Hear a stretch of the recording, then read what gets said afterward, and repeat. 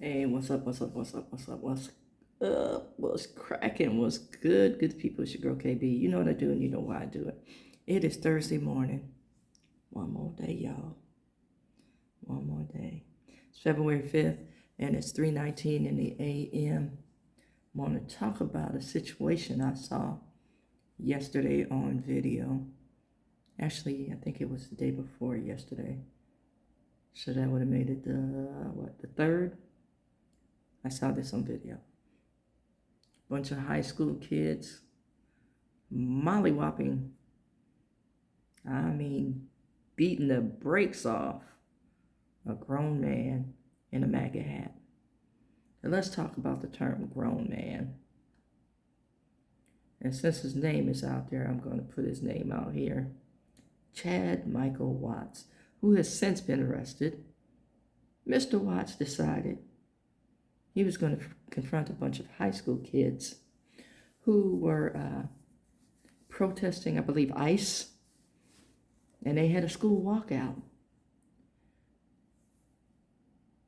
Mr. Watts went after a girl. Not that the fact that she's female, excuses anything other than decorum, manners, upbringing for a grown-ass man. She had the guts and the intestinal fortitude to protest. Kudos to these high school kids. They're doing what they need to do for their future. And I have mad respect for the folks who raised them. And I have mad respect for them as well. When you believe in something passionately, you need to have the guts to risk some things. And unfortunately, too many of us old folks are sitting on our hands or watching TV and may even have conversation about it. But that's as far as it goes. And we're not teaching our children.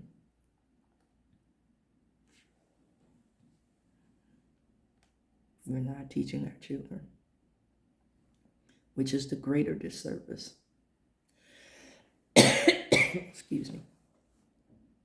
So, Mr. Watts decided he was going to put his hands on this child. I don't know what she said to him. But it must have been something that hit to his fragile little ego. And I say fragile little ego because, again, he is a grown man. And he put his hands on a child. And the collective group of children met that man with the hood version of the "oh hell no." They beat him all the way back to his car. And one of them got a very clear shot of his face, which led to his arrest. Leave people's kids alone. I opened up with the statement, leave black people alone. Leave people's kids alone. Now, you have every right to protest. You have every right to your opinion. I will defend your right to have your opinion. But I expect the same from me.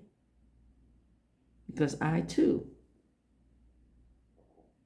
am a citizen. Now, I'll be damned if I pledged allegiance for umpteen years and get no payoff for it. But I was raised to know that my pledge only served as far as that classroom. See, I was not one of those people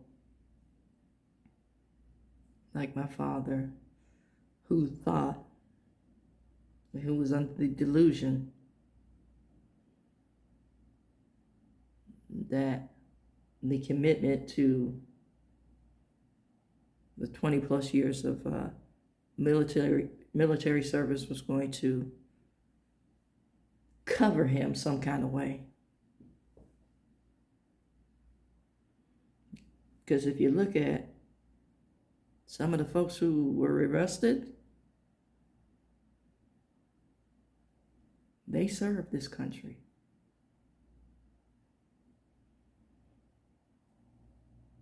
And they thought because they served, that was going to cover them. It did not. Just like the soldiers who fought in Nam, they thought they were going to come back to accolades only to find out that they served. It was, I want to say, a political agenda, so it was an unpopular war. But it was a war nonetheless, and they served their country.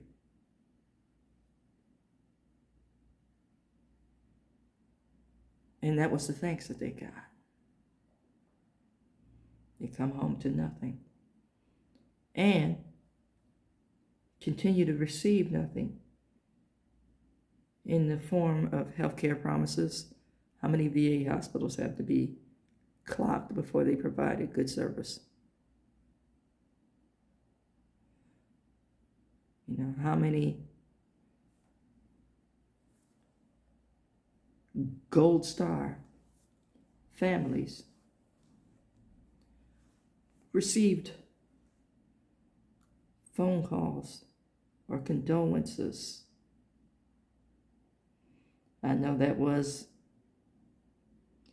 a point made during a political campaign.